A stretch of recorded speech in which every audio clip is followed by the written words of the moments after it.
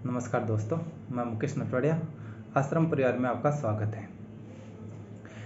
आज हमारा चौथा लेक्चर है। तो प्रथम लेक्चर, सेकंड लेक्चर और थर्ड लेक्चर जो हमारा था सिंधु घाटी सभ्यता के बारे में। तो सिंधु घाटी सभ्यता के बारे में हम उसका नामकरण, काल निर्धारण, विस्तार और उसके बारे में हम जाने थे। आज हम सिंधु घाटी सभ्यता के एक एक टॉपिक लेते हैं, जैसे हड़प्पा, मोहनजोदड़ो हुए, चौंदड़ा हुआ, कालीबंगा हुई। इनके बारे में धीरे धीरे हम इनका विस्तार से विवरण करेंगे।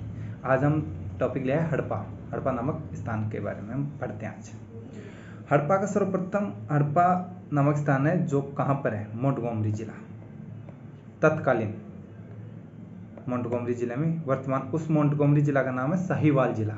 कहाँ पे पड़ते हैं? पाकिस्तान के पंजाब जिले के, पंजाब स्टेट है, राज्य, वहाँ पे जिले में पड़ते हैं मोंटगोमरी जिला। वर्तमान में इसका नाम है साहिवाल जिला, जो पाकिस्तान में पड़ते हैं। हड़प्पा नामक स्थान कहाँ पे? रावी नदी के बाएं किनारे, बाएं तट पर। ये हमारे बारे में। फिर अब हम देखते हैं इसका खोज और उत्खनन। हड़प्पा सभ्यता की के हड़प्पा नामक स्थान की खोज किसने की सर्वप्रथम? तो हम देखते हैं सर्वप्रथम चार्ल्स मेसन ने 1826 के बारे में हड़प्पा नामक स्थान के बारे में विवरण देते हैं। उनका पता चलता है सर्वप्रथम चार्ल्स मेसन महोदय को 1826 के अंदर। धीरे धीरे ऐसे तो आते हैं, तो बटन बंधु भी आते हैं 1856 के अंदर। फिर 1873 के अंदर अलेक्जेंडर कनिंघम ने इनका सर्वेक्षण किया, और 1921 के अंदर दयाराम साहनी, राय बहादुर दयाराम साहनी ने इसका सर्वेक्षण किया था। उत्खनन भी किए थे इन्होंने। धीरे धीरे और भी देखते हम। तो सर्वप्रथम इसका उत्खनन किया था दयाराम साहनी ने, और 1926 में माधोसौरभ वत्स और 1946 में मार्टिमर व्हीलन ने भी इसका विस्तार से उत्खनन किया था, विस्तारपूर्वक उत्खनन किया था हड़प्पा सभ्यता, हड़प्पा नामक स्थान का। अब हम देखते हैं धीरे धीरे बसावट इसकी। हड़प्पा सभ्यता, उसकी बसावट कैसी है? तो सिंधु घाटी सभ्यता में अधिकतर स्थानों की बसावट दो भागों में होती थी। दो भागों, एक तो पूर्वी भाग और एक पश्चिमी भाग, उनके अंदर बांट कर रखा जाता था। तो हम देखते हैं, तो ये अपना कोई भी स्थल हो गया, तो ये उत्तर दिशा हो गई, ये पूर्व दिशा हो गई, ये दक्षिण, और ये पश्चिम दिशा देखते हैं हम। तो दो भागों में बटे हुए थे। तो प्रत्येक स्थान, अधिकतर कुछ एक दो स्थान है जो 3 भागों में बटे हुए थे, उनके बारे में हम बाद में पढ़ेंगे। तो अधिकतर स्थान इसके 2 भागों में बटे हुए थे। तो 2 भाग देखते हैं, तो ये पश्चिमी भाग हो गया और ये पूर्वी भाग हो गया। तो पश्चिमी भाग और पूर्वी भाग के अंदर तो निचला नगर क्षेत्र भी कहा जाता है इसको, नगर टीला, क्योंकि इसके अंदर जनसाधारण रहते थे। जैसे सभी लोग जो एक गांव के अंदर जो भी बस्ती होती थी, वो जनसाधारण लोगों के अंदर रहते हैं, वो पूरी टीले के अंदर, पूरी भाग के अंदर रहते थे। पश्चिमी भाग, इसे कहते हैं दुर्ग टीला। पश्चिमी भाग को क्या कहते हैं? दुर्ग टीला। इसके अंदर प्रशासनिक और व्यापारी वर्ग के जो लोग रहते थे वही रहते थे पश्चिमी भाग के अंदर, जो एक पहाड़ी, एक टीले के ऊपर या क्षेत्र के ऊपर 4 दीवारी से घिरा हुआ होता था। पश्चिमी भाग के अधिकतर 4 दीवारी होती थी, उसकी सुरक्षा होती थी। अब 4 दीवारी क्यों की जाती थी? क्योंकि 4 दीवारी उस टाइम आक्रमण तो नहीं होते, क्योंकि सिंधु घाटी सभ्यता एक शांत सभ्यता या संस्कृति थी। उसके अंदर उस टाइम कोई, अभी तक हमारे को अवशेष नहीं मिले कि वहाँ पे कोई भी युद्ध हुआ होगा या फिर किसी ने आक्रमण किया होगा। तो क्योंकि 4 दीवारी इसलिए कहते थे कि उस टाइम चोरियाँ बहुत ज़्यादा होती थी, तो इसलिए चोरी से बचने के लिए 4 दीवारी की जाती थी। पश्चिमी भाग की 4 दीवारी होती थी अधिकतर की। इसे अर्ध औद्योगिक क्षेत्र भी कहा जाता है। अर्ध औद्योगिक क्षेत्र कैसे कहा जाता है? क्योंकि इस हड़प्पा स्थल के अंदर, इसके अंदर तकनीकी, व्यापारी और धार्मिक लोग, सभी प्रकार के लोग रहते थे, इसलिए अर्ध औद्योगिक क्षेत्र भी कहा जाता है। औद्योगिक क्षेत्र भी होते हैं, जैसे हमारे चौंदड़ों को औद्योगिक नगर कहा जाता है, क्योंकि वहाँ पे मन के बनाने का कारखाने मिले, इसलिए उसको औद्योगिक नगर कहते हैं। अब हम बसावट देख ली इसकी। अब हम देखते हैं इसका अवशेष। इसके अंदर अवशेष कौन कौन से मिले, महत्वपूर्ण अवशेष जिसके बारे में जो अधिकतर एग्जाम के अंदर अवशेष के बारे में ही पूछा जाता है। सबसे पहले यहाँ पे मुख्य अवशेष मिला कब्रिस्तान R37। इसका कब्रिस्तान का उत्खनन किया था J.M. केनोयर ने। J.M. केनोयर महोदय ने वहाँ पे उत्खनन किया, तो वहाँ पे उनको खोदाई की, तो वहाँ पे उनको अवशेष, अस्थियाँ मिली हैं, खूब सारी अस्थियाँ। तो इसके लिए उसका नाम था R37। इसे कब्रिस्तान एच भी कहा जाता है। क्या कहा जाता है, कब्रिस्तान एच भी कहा जाता है, कब्रिस्तान एच भी कहा जाता है। JM कैनोयर मोदी ने इसका कब्रिस्तान आर या कब्रिस्तान एच भी कहा गया है। एक देते हैं शव कास्ट पेटिका, क्योंकि यहाँ पे एक शव कास्ट पेटिका मिली है, औरों को खुदाई करते थे, खड्डा बनाते थे और उसी के अंदर दफना दिए जाते थे, लेकिन एक शव के अंदर कास्ट पेटिका के अंदर उसको रखा गया था। तो उसके बारे में अधिकतर पिगट मोदी ने कहा है, पिगट मोदी ने कहा है कि यह कोई विदेशी की कब्र होगी, इसलिए इसको सब कास्ट के अंदर देवदार का जो लकड़ी का ताबूत बनाया जाता था, वो लकड़ी होती थी देवदार पेड़ की, उसके अंदर उसको रखा गया था और दफनाया गया था, इसलिए इस यहाँ पे एक सब कास्ट पेटिका मिली है। अन्नागार, अब देखते हैं अन्नागार के बारे में। हड़प्पा सभ्यता के अंदर जो अन्नागार मिला है ना, उसके अंदर 6 कमरे थे, एक तरफ 6 कमरे और दूसरी तरफ भी वही 6 कमरे होते थे मिले हैं। तो इन कमरों की जो चौड़ाई लंबाई होती थी 50 × 20 होती थी मीटर में, 50 × 20 मीटर के अंदर। और यहाँ पे जो अन्नागार मिले हैं उनके अंदर पिगट मोदी ने कहा है कि लोथल के गोदीबाड़ा, कहाँ का, लोथल का गोदीबाड़ा बड़े के बाद में संपूर्ण सिंधु घाटी सभ्यता का द्वितीय स्थान पर सबसे बड़ा स्थान है अन्नागार, हड़प्पा सभ्यता का अन्नागार, हड़प्पा नामक स्थान का। फिर आगे देखते हैं नरकबंध प्रस्तर। नरकबंध प्रस्तर क्या होता है, एक पुरुष के दड़ की पाषाण मूर्ति है, मतलब जो पुरुष का शरीर होता है जिसका ऊपर का हिस्सा होता है, जो उसके पाषाण द्वारा युक्त मूर्ति है, तो उसको नरकबंध प्रस्तर कहा गया है। एक ये मिले, काले पत्थर के नर्तक की मूर्ति भी मिले यहाँ से।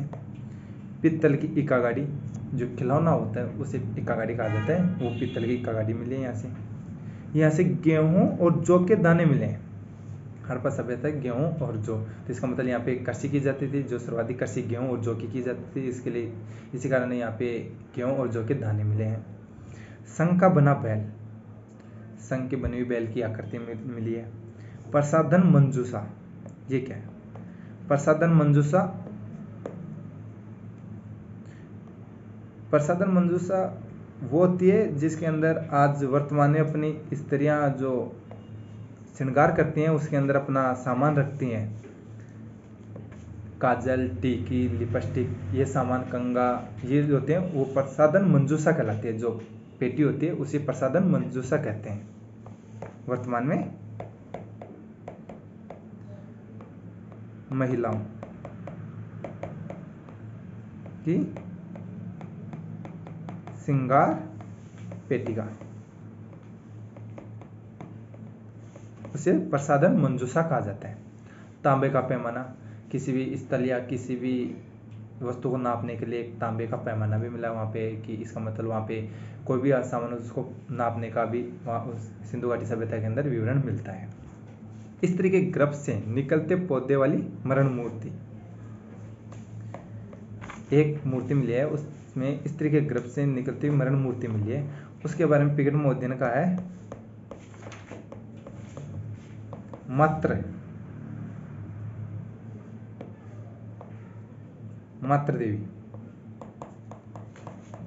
देवी के बारे में कहा है, और इसकी पूजा के बारे में भी बताते हैं। ऐसे श्रमिक आवास भी मिले हैं, क्योंकि कोई भी सभ्यता होती है, कोई भी स्थान होता है, वहाँ पे लोग रहते हैं, तो श्रमिक लोग भी होंगे, मजदूरी करने वाले, तो उनके रहने के लिए जो स्थान होता है उसको श्रमिक आवास कहते हैं। तो वहाँ पे श्रमिक आवास भी मिले हैं हड़प्पा नामक स्थान के ऊपर बहुत सारे। तो ये हमारे 12 पॉइंट थे जो मुख्य। तो वहाँ पे क्या क्या मिला है देख लेते हैं। कब्रिस्तान R37 जिसे कब्रिस्तान H भी कहा जाता है, शव कास्ट पेटिका, अन्नागार, नरकबंध प्रस्तर, काले पत्थर की नर्तक की मूर्ति, पित्तल की इक्का गाड़ी, गेहूं है जौ के दाने, संघ का बना बैल, प्रसाधन मंजूषा, तांबे का पैमाना, स्त्री के गर्भ से निकलते पौधे वाली मरण मूर्ति और श्रमिक आवास। अब हम इसके हड़प्पा सभ्यता के बारे में, हड़प्पा नामक स्थान के बारे में 3 मुख्य जो अधिकतर एग्जाम में पूछ ले जाते हैं और लोग इसके बारे में कंफ्यूज रहते हैं, उनके बारे में देखते हैं। पहला नोट लिख कर लिखना कि नोट, सर्वाधिक अभिलेख युक्त मोहरे हड़प्पा से मिले हैं, जबकि सर्वाधिक मोहरे मोहनजोदड़ो से मिले हैं। अब इसमें दोनों में अंतर क्या है, ये देखो, अभिलेख युक्त। अभिलेख का मतलब होता है कोई भी मोहर होती है उसके ऊपर कोई भी लिपि के अंदर अक्षर लिखे हुए हैं, उनको अभिलेख कहा जाता है। वो मोहरे, सर्वाधिक मोहरे हड़प्पा नामक स्थान से मिली हैं। और अगर सर्वाधिक मोहरे पूछे जाते हैं तो वह मोहनजोदड़ो से। इसका ध्यान रखना, अभिलेख युक्त मोहरे तो मिली हैं हड़प्पा नामक स्थान से, और सर्वाधिक मोहरे मिली हैं जो मोहनजोदड़ो से मिली हैं। अभिलेख का ध्यान रखना, महत्वपूर्ण ये।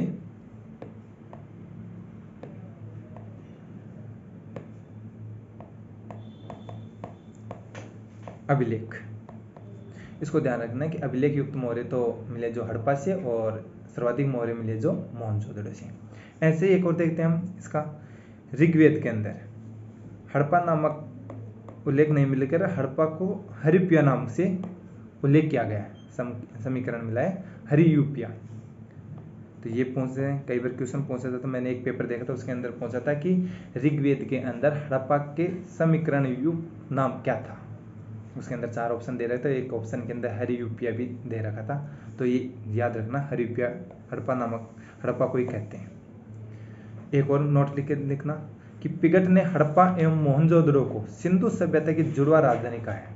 अब जुड़वा राजधानी क्यों कहा है, क्योंकि पिगट महोदय ने जब वहाँ पे सर्वेक्षण किया तो उनको लगा कि दोनों स्थानों के अंदर बहुत सारी समानताएं हैं, बसावट, अवशेष, लिपियाँ, मोहरें या फिर मकान जो भी हैं वहाँ की अधिकतर समांतर हैं, सड़कें वहाँ की।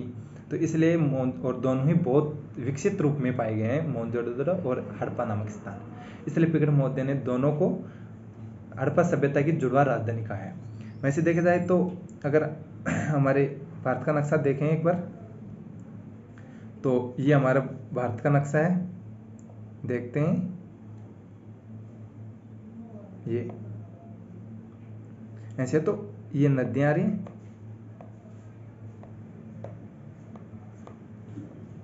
तो ये रावी नदी है और ये सिंधु नदी आ रही है। तो यहाँ पे रावी नदी के यहाँ पे क्षेत्र है, वहां पे तो है हड़प्पा, और यहाँ पे जाके है मोहनजोदड़ो। दोनों के बीच की दूरी है ना 640 किलोमीटर की है, 640 किलोमीटर। ये ध्यान रखना, कई बार एग्जाम में पूछ लेता है कि मोहनजोदड़ो और हड़प्पा नामक स्थान के बीच में कितनी दूरी है, 640 किलोमीटर की दूरी है।